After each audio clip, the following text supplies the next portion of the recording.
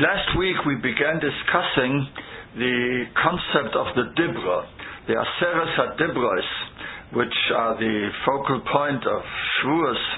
What exactly are these Dibros? We saw that they weren't synonymous with mitzvah, because there are only 10 Dibros, but according to the Minyan mitzvahs of the Rambam, for example, there are 14 mitzvahs in the Aseres Hadibros. Specifically in the second Dibra, which we're going to be talking about now, according to the Ramban, there are 3 other mitzvahs besides Lo Yir L'cho Elohim Acherem Al Ponai. There's Lo Yisas L'cho Feser, Lo Yishtachave Elohim, Lo Yisavdem. So there are another 3 mitzvahs there. But it's only one Dibra. So Dibra and mitzvahs are not synonymous. So what are these Aseres Hadibros? I suggested that the Aseres Hadibros are the sort of the constitution of a Mamleches Koyanim V'Goy Kodesh. According to the Ramban, we saw that last week. Ramban says that V'Lokachti Eschem Li La'am was Niskayim, not in Mitzrayim, but at Ma'amat HaSinai. That says the Yisrael li segulo mikol ha'amim kili kol ha'oretz v'atem tiyu li mamleches koyanim v'goy kodesh.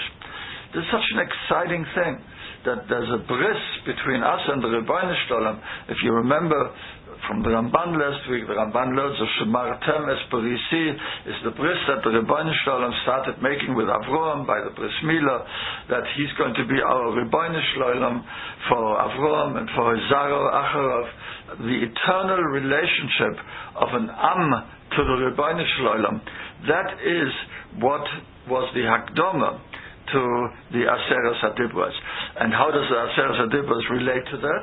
The Aseres Hadibros, if I'm right, are Magdir. What are the properties of a Mamleches Koyanim V'Goy Kodesh? How does that kind of nation work? What are the fundamental principles that gives it their identity?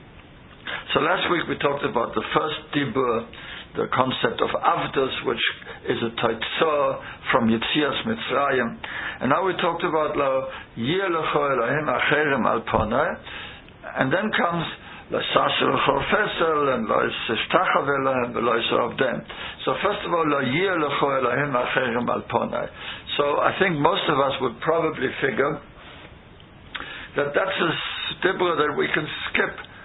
None of us have any Yetzer Hara to bow down to any Avodah Zarah. More tells us that Chazal were mispalel, and Sheknes Hagdoyle were mispalel to be Mesiah, the Avodah Zarah, the Yetzer Hara of Avodah Zarah. So we don't have a Yetzer Hara to serve Avodah Zarah. So we can skip this. The truth is Nishtazah. The truth is that Lanius Daite, the way I want to tell you over, Rav Wolbe Zecher Tzadik Livrocha, with such a terrible loss when he was Nifta, that the Klal Yisrael really had a Rebbe there in how to go a little bit beneath the depths of being a Yid and to find out what it's really all about. So, in his old age, he wrote a sefer called HaMitzvos HaShkulos. That means he dealt with all the mitzvahs which are shokol keneged all other mitzvahs. There are several mitzvahs where Chazal say that this single mitzvah is shokol keneged all the other mitzvahs. And he has a very, very yesodistic analysis of some of these mitzvahs. And one of them is the mitzvah of Avodah Zarah. The best way that I can explain to you what Rav Wolbe is saying to make it a little better understandable if we start over here. Actually, we're going to make a little bit of a side track over here, but it's kedai because it's worthwhile to really get a sense of what is involved. You know that one of the Ikar Yesoides of the Sheshes Yimei HaMaseh, the 6 days of creation, when the Rebbeinu Shalom created the world. So when it came to the plant world and when it came to the animal world, there was a word of leminai. Each plant was created leminai. Each animal was created leminai. And what that means essentially is that the plants, of these living creatures which were created, they were made in such a way that they could only propagate, they could only have children together with their own mean. There wasn't going to be any ta'aruvas of minim. You're not allowed to mix up minim, this mean with that mean. If you look in the Ramban in Kedoshim by the Issa of Kilayim, that the Ramban says that the Issa of Kilayim, where the Torah says that we're not allowed to whatever it's called, grafting one animal on the other animal, and the horse and the donkey, and creating a mule. You're not allowed to do that. And the reason is, so the Ramban, because it militates against the chayk of leminoi. That's how the Rebbeinu Shalom created the world. Now, why was there such an insistence on leminoi? Why was it that the Rebbeinu Shalom was so makpid that the minim should be separate from one another, that the world should be a tidy world? This mean is this mean, and it's not a different mean. Why is that so important? So there's a Ralbag who is masbir.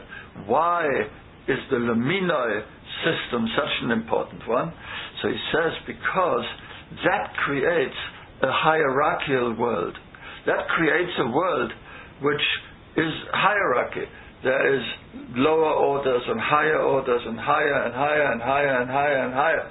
Why is it necessary? Why did the Rebbeinu Shalom want that we should live in a world which is organized according to a hierarchy?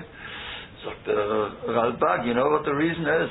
Because if you have a ladder going up and up and up, first this mean, the more primitive, and the less primitive, and the less primitive, and the less primitive, and then you get further and further and further up, then the end of that ladder, all the way on the top, is the Rebbeinu Shalom. That means that if we are mechunach in a world of leminai, if we are mechunach in a world which is hierarchical, and there are minim, so then we can be soivel and we can deal with the concept that high up on top of the ladder, above everything, there is the Rebbeinu Shalom. All the values on the way up the ladder, they are all relative. They're all relative values. They're not absolute. And you come up and up and up until you come to man, and I guess after man you come to Yisrael, and after Yisrael you come to perhaps the Novi, like the Kuzari says, and then you have the Rebbeinu Shalom. So, in order to be makir the Rebbeinu Shalom, there has to be a ladder, there has to be a hierarchical system, which ultimately leads us to the Rebbeinu Shalom. And the difference between the Rebbeinu Shalom and all the rungs on that ladder is the fact that those rungs are only relative in value. Also, that's the leminoi thing. Where does Avodah Zarah come in? So Rav Wolbe explains that Avodah Zarah is, in its wider sense, that as you climb up the ladder of the minim, as you climb up the ladder and you meet all kinds of very, very interesting and attractive values.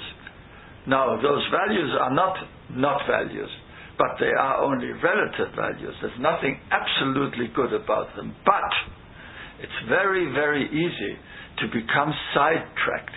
It's very easy to find a very attractive value or 10 very attractive values as you go up that ladder and create in your own mind that this is my world, this is the concept, this is the value around which I'm going to organize my life. To one person it could be stamp collecting, to another person it could be the biology, to another person it could be philosophy. All of us can have all kinds of values, and because we get so caught up in those values and they become such a central part of our lives, so because of that we forget about going to the Rebbeinu Shalom. And now either they have replaced the Rebbeinu Shalom in our minds, that means instead of centering and focusing our life on the Rebbeinu Shalom, we focus our lives on that. This is my dream, this is what I'm going to do, I'm going to be an astronaut, and I'm going to run my whole life and focus my whole life on that, and whatever is going to help me towards becoming an astronaut, that's what I'm going to do. And whatever not going to help me out, it's not what I'm going to do.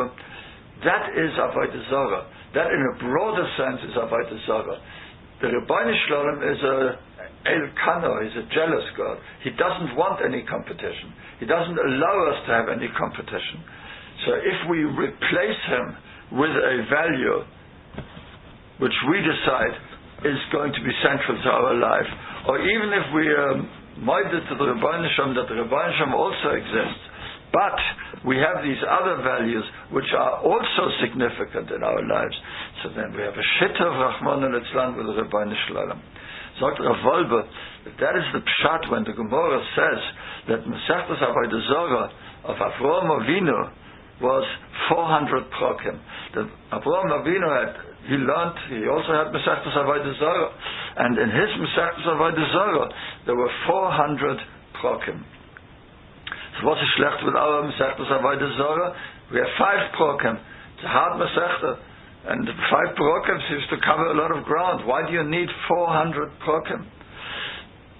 Like Rav Wolbe, that was Avroham's avodah, that didn't only have to destroy graven images. If somebody had made an idol, so in his father's store, he broke all the idols. That was the easy part. Then, after all those idols had been broken, there were many, perhaps 400. 400 usually is a number in Torah, which is a sort of a symbol, a symbolic number for very, very much, for very, very many. I don't know whether the number 400 is meant dafka over here, or whether it just means many. And that's what it is. That there were many values, there were many aspects in life which competed for Avroham's loyalty with the Rebbeinu Shalom. And he had 400 prokim. Each value, each concept which was attractive was something which had to be fought in its own terms. Each one needed a separate strategy. Each one needed to understand oneself and the attraction which lies in that particular thing, to understand it perfectly and to understand it well, so that I'll know how to combat it. So each one of those became a perek in Avraham Avinu's life, and the Masechtas Avodah Zarah of Avraham Avinu was 400 prokim. That there was a limitless number of battles that he fought, a limitless number of graven images which he destroyed, which were not graven images at all, but which were ideas. He could have gotten hung up on Achnosas Ochem and allowed the Achnosas Ochem to deflect him from his movement towards the Rebbeinu Shalom. But he didn't. He learned how to put Achnosas Ochem into its right perspective, into the right corner of his existence that it was supposed to occupy. He didn't allow it to become a competition to the Rebbeinu Shalom. So,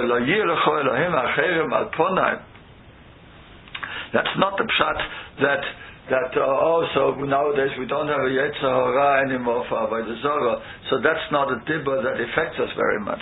It's a dibba which affects us very much. And again, it's not as the mitzvah. The mitzvahs of Avodah Zarah, we only have 5 prokim for that. And so B'Torah's mitzvah, so once we don't have anymore the Yetzer Hara of Avodah Zarah, so probably none of us will ever be Mekayim the mitzvah of Lo Yir L'cho Elohim Acherim in the way in which the Etzem mitzvah is mugda. But the neshama of the Issa of Avodah Zarah, this idea that we are not allowed to structure our lives in such a way that there's competition k'viyochel for the Rebbeinu Shalom. That's why I say that this Lo Yir L'cho is perhaps more alive for us than any of the other Aseres Hadibros. Lo Sigzol, Lo Sinaf, Shabbos, Kibbutz Aforeim. These are all mitzvahs that there are times in life when they intrude upon us. My father wants something from me. I need to know about the mitzvah of Kibbutz Aforeim and to do it. At times when my father has no needs, so the mitzvah of kibbud avayim doesn't intrude upon me. Like sigzol, if there's nothing which I want, so I won't steal. But this idea of an avodah zarah, of Avroham's avodah zarah, the 400 prokim, see, the pshat is, and this is now the constitutional chiyuv ki'ilu, which lies in the issa of lo yir lecho Elohim acherim al ponai, means that just like Avraham Avinu wrote a Masechtas Avodah Zarah, which was 400 prokim long, so we also have to write our Masechtas Avodah Zarah. We have to recognize those things which attract us. We have to recognize those things that are ki'ilu, relative to ourselves, in competition with the Rebbeinu Shalom. And we have to make sure that we put them in the right perspective and to fight them with the klei milchama which are meyuchad to that particular avodah zarah. So that's the first part of the second Dibra, and is very, very much a constituent chelek of what makes a mamlechas koyanim v'goy kodesh. A mamlechas koyanim v'goy kodesh, the Rishonim, Rashi learns sorim on koyanim, Ramban learns meshosim. To be a meshores of the Rebbeinu Shalom means that there's nobody else who has any right to deflect me from what I'm supposed to be doing. And that's the Masechtas Avodah Zarah that we have to write. Now, the second half of the Dibra, that's also a very, very, very big thing, that the Rebbeinu Shalom demands of us something which is so difficult. It's so difficult what the Rebbeinu Shalom demands of us. And that itself is also a constituent part of being a mamlechas kohen and v'goy kodesh. What does the Rebbeinu Shalom demand of us in loisase l'chofesel and loisishtachav Elohem v'loisavdem? You know what the Rebbeinu Shalom demands of us? Don't require something physical in order to focus your thoughts. And that is so difficult, because we are made in such a way that we always like the physical. We always like to rely on our senses. In one of the shiurei das of one of the Tezer Rosh Yeshivas, read once this idea where he says, look, you ask somebody, you look at your watch and you see it's 20 to 10. So now you know it's 20 to 10. 2 minutes later somebody asks you, what's the time? So you look at your watch again. Why do you look at your watch? You know it's 20 to 10. So what do you have to look at the watch again? The teretz is, we look at it because man is made in such a way that he likes to have his senses confirm that which he knows in theory. That which we know in our mind, we like to confirm it with our senses. In that Shir Das, that's how he learned Pshat and Noach, where Chazal say that Noach was mikatne amono. He wasn't a big maiman. He says, what kind of business that he wasn't a big maiman for 500 years, or how long it was he stood there and built the teva, and he's not a maiman. Well, what does that mean? So this Rosh Hashiva time that the word is that when he said Noach has said in the pasuk, he went into the table mepnei mei hamabul. He trusted the Rebbeinu Shalom enough to spend decades building a table. He trusted the Rebbeinu Shalom very much. But only 99.99999. There was a point where the water added something. When he actually saw the water, so that means that his senses agreed to what his emunah had told him all along, that there was going to be a mabul, that clinched it for him. And that's called the Ketane Amona. That if you need the physical to confirm the ideas that you're supposed to have, so that's the Ketane Amona. The Rebbeinu Shalom says you must lift yourself beyond that. It's such a, I always tell this story, it's a silly story, but it illustrates that that's the way it is. That I remember when I was a Rebbe in Philly, so the building was a very old building. Now Baruch Hashem they have a new building, but they had this old building and it needed constant painting. So there was a painter, and he always painted the building every couple of weeks or couple of months. It needed a new coat of paint. So he b'shita never put up a wet paint sign. Didn't want to put up a wet paint sign. Why didn't he want to put up a wet paint sign? So he said, because if it's a wet paint, if it says they're wet paint, everybody's going to feel, is it taka wet?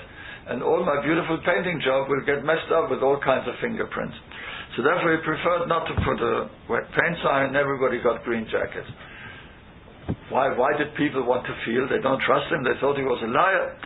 Teretz is that that's our teva. Our teva is we want to confirm with our senses that which we know. Those of us who enjoy photographs, same thing. Let's say somebody carries around photos of his children in his wallet, or of his wife, or the Chosn Kala. They enjoy having photos. They look at the photos from the chasna. I mean, they can't close their eyes and know what they look like. It doesn't give them any fiducium. The photos. I know what my children look like. I can close my eyes and I can be nene from what I see. What do I need the photo for? The teretz is that there's an enormous tshuka to go through the senses. That's the way we're created. We're created in such a way that we want to confirm our sense with our senses. And the Rebbeinu Shem says, "Echlotz nicht. Lo yisasel chofeser. Lo yishtachal ve'lam. Lo yisavdem." Makes it so hard for us. Makes it so hard. All of us. Nowadays, I can't even give this moshel nowadays anymore, because nowadays patriotism is one of the things that has gone down the drain. Nobody holds of patriotism anymore. But there used to be, I was young, there used to be patriotism for your country. And people were moiser nefesh for the flag.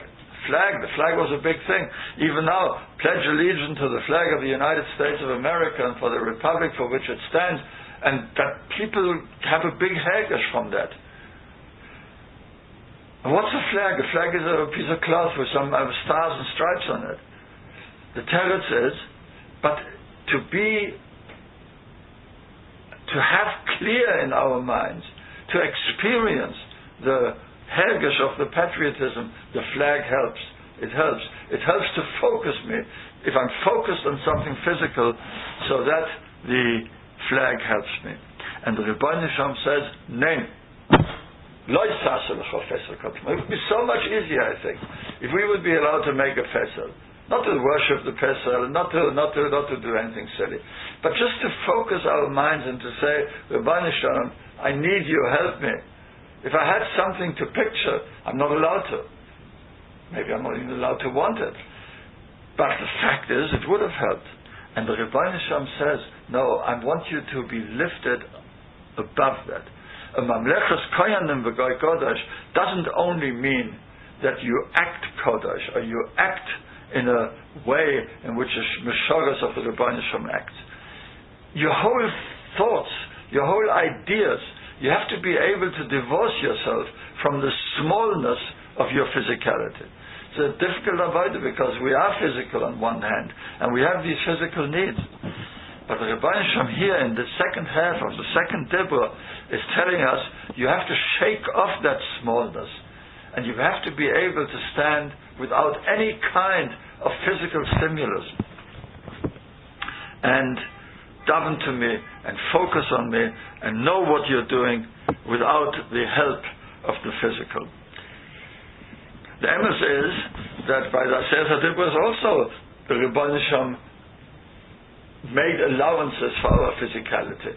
The koilos and the vrokim and the onan kosha aloha, these are all things that we saw, that we heard, and the malachim probably didn't need that. We needed that, because we needed the inspiration and the fear and the emo and the yira which came from koilos of vrokim. So the Rebbeinu Shem dealt with us as physical ones. It goes just so far. It goes so far, but the tmuna not. And that's demanding a great deal. Matter of fact, I was thinking the other day, what would be, by davening, could I play koilos of rokem? Could be that, just like by Hasinai, that much physicality was allowed. So, I don't know, I have no idea. But the thought is that the Rebbeinu Shem says, you've got to be bigger than that. It's true that you're physical. And it's true that being physical, having something physical on which to focus, is going to help life very, very much. But I want you to lift yourself beyond that. If you're a Mamleches Kohen and B'Goy Kodesh, that's nothing got to do with the Hilchos Avodah Zarah. It has to do with demanding from us to be great, not to be small. So the second Dibra, after the first Dibra tells us that we are avodim to the Rebbeinu Shalom, the second Dibra tells us, you know what, it's not so easy to be an Eved of the Rebbeinu Shalom. You have to get rid of all the other values which might stand in the way between you and the Rebbeinu Shalom. And you have to lift yourself beyond your smallness. Ki lo yisem kol temuna.